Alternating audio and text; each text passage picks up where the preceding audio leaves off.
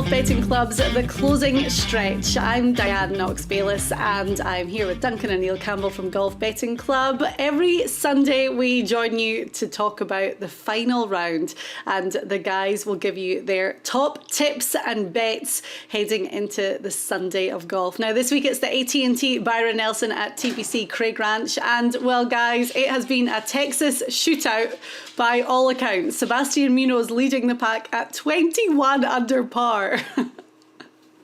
Yeah, the scoring has been exactly what we expected so far. The conditions were just about ideal yesterday. There was not a breath of wind really, and the players obviously took advantage. And I think we've seen every day someone's been shooting in around about the 60, 61, 62 mark, which opens up this tournament even with, you know, a 1 or 2 shot lead. There's no way you're safe. These guys could come back today from 15, 16 under if they can hit the sort of numbers I just spoke about.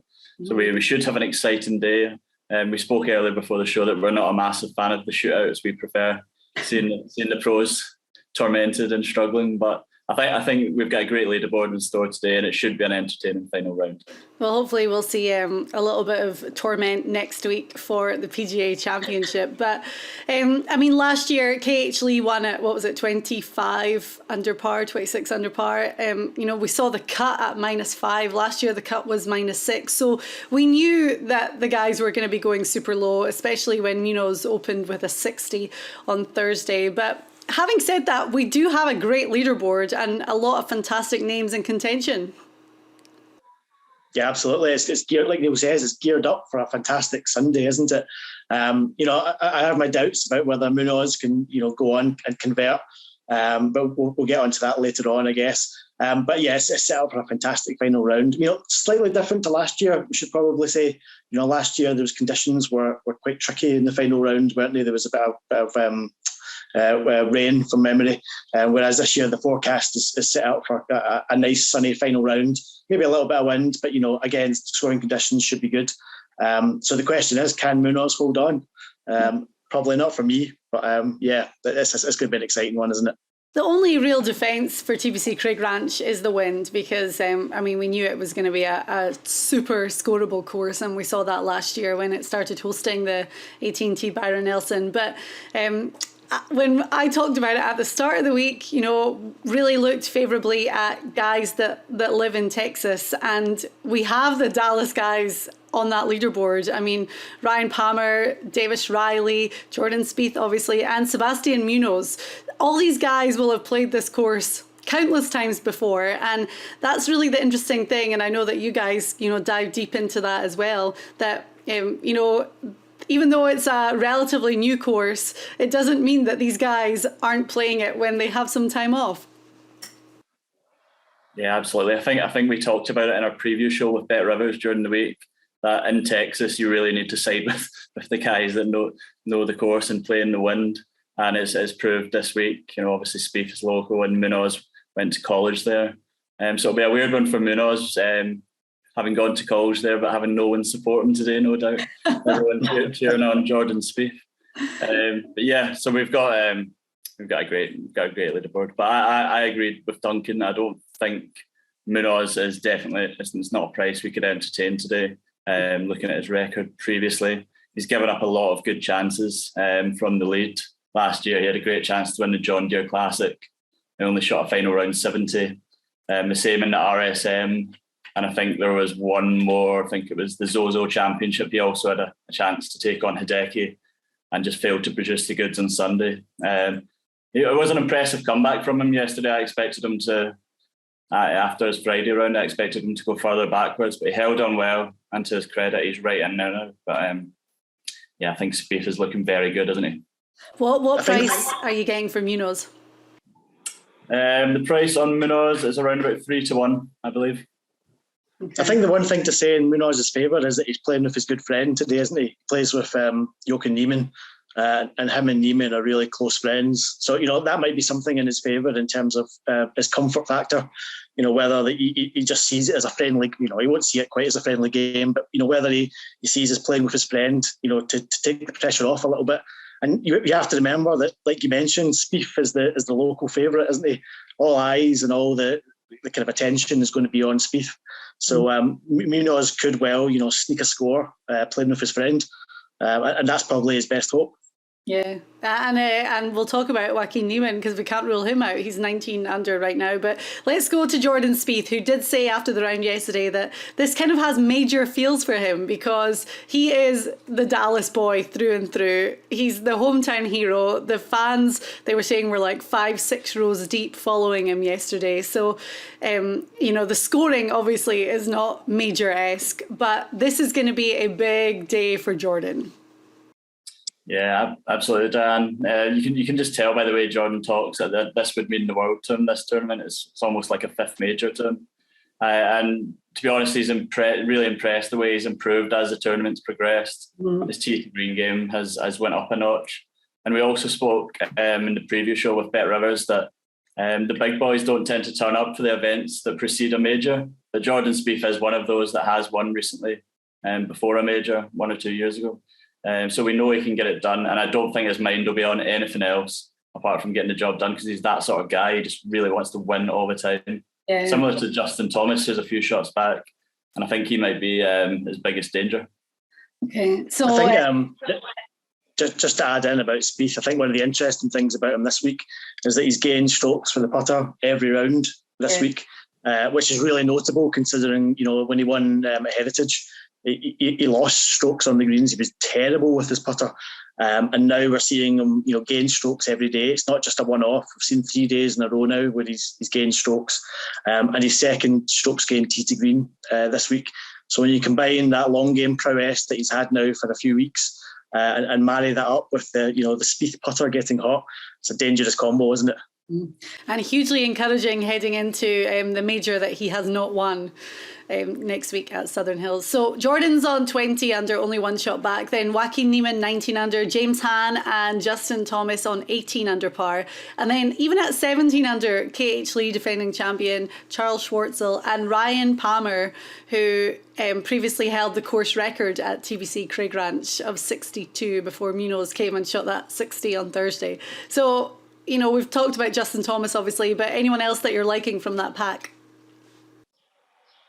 It's an incredibly hard leaderboard to pick because we've got so many top names. Like Joaquin Niemann has only been mentioned now, and we've seen how well he closes out tournaments at Genesis and the Sunny. He's just a fabulous closer, so he has to be considered. James Hahn's tee to green stats this week are off the scale.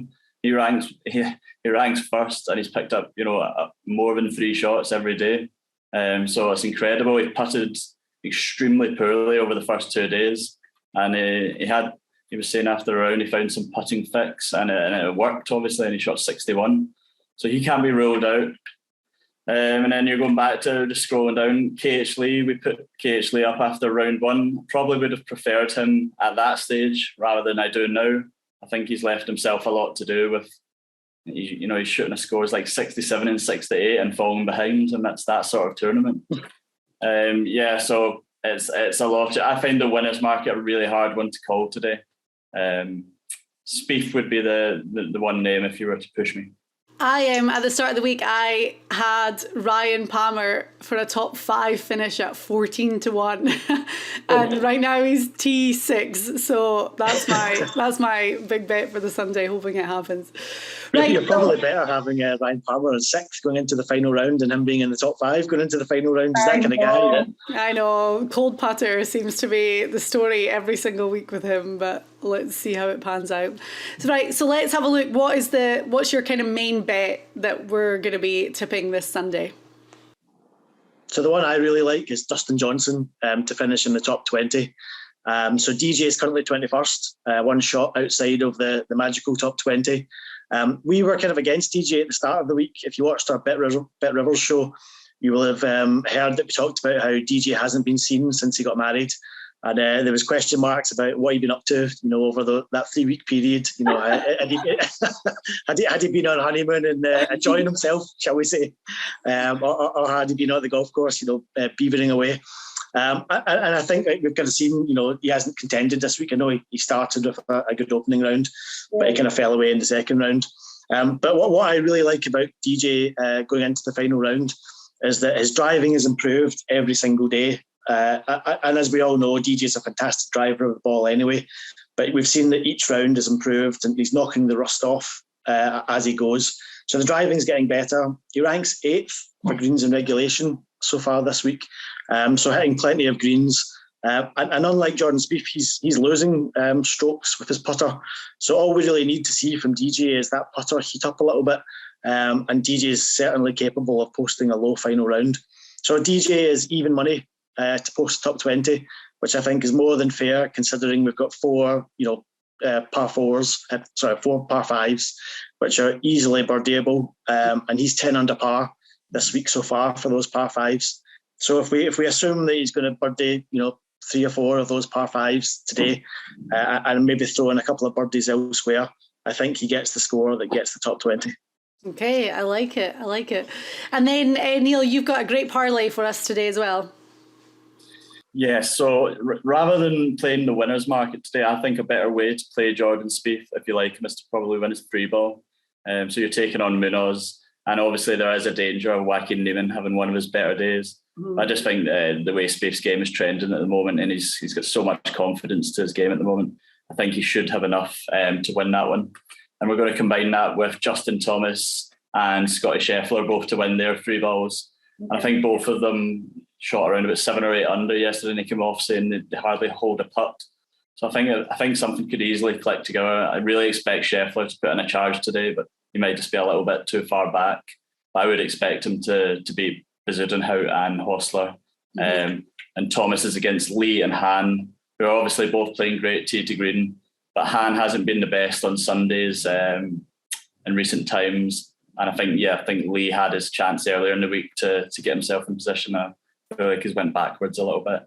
So we're getting 8-1 on the treble of the 3 of them to win their free balls today, which I think is fairly generous. Okay, so we're going with Jordan Spieth, Justin Thomas and Scotty Scheffler. Right, well, it's going to be an entertaining day full of birdies, as we'd expect, for the final round of the AT&T Byron Nelson. And then next week, second major of 2022 with the PGA Championship at Southern Hills. Have you guys been scoping out the market nice and early? That's today's task, Diane. Spending all afternoon looking into every last detail. I know, it's going to be good fun. Looking forward to that as well. Right, thank you so much for watching. Don't forget, subscribe to Golf Betting Club. That is the best tip that I can give you, because then you'll get access to all the blogs, all the information, all the bets from the start of the week onwards.